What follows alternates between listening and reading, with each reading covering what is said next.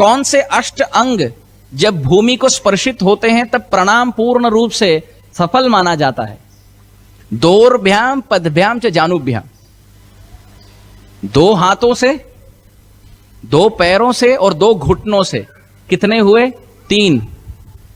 दोनों हाथ मिलाकर 1, दोनों घुटने मिलाकर 1। कोई 6 कह रहा था इसलिए दोनों कर कमल वैष्णव जो भी अर्पण करते हैं ये मिलाकर 1 हुआ।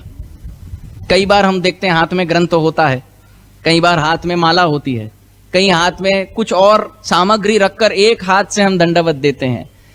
तो भक्ति संदर्भ श्रील जीव गोस्वामी और भक्ति रसामृत सिंधु श्रील रूप गोस्वामी वर्णन करते हैं ये सेवा अपराध हुआ। क्योंकि जब भगवान को अर्पण करते हैं नमस्कार तो पूर्ण रूप से न्योछावर होनी चाहिए। अच्छा, हम कहेंगे 1 हाथ से हो या 2 हाथ से हो, ठाकुर जी तो भावग्राही है ना, तो अभी 1 हाथ 2 हाथ से अपराध कैसे हुआ?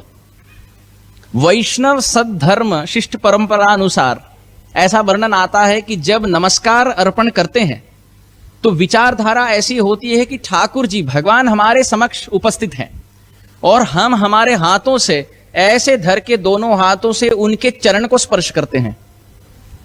जब हम ऐसे नमस्कार करते हैं मानो चिंतन ऐसा है जिनके भी चरण या जिनको भी हम नमस्कार प्रणाम अर्पण कर रहे हैं ऐसा मानसिक है। ऐसा नहीं कि वैष्णव जिनको हम अर्पण कर रहे हैं जाके दोनों हाथों से धर दबोचे और उनके चरण धरें।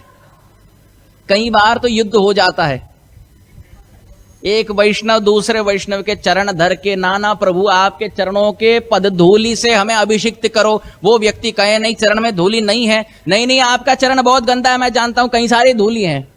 फिर वो ऐसे घीस रहा है, घसीट रहा है, उनको नीचे खींच रहा है, इनके धोती उनके ऊपर, ये उनके छाती पे बैठे। ये सब वैष्णव सदाचार के विपरीत है, विरुद्ध है।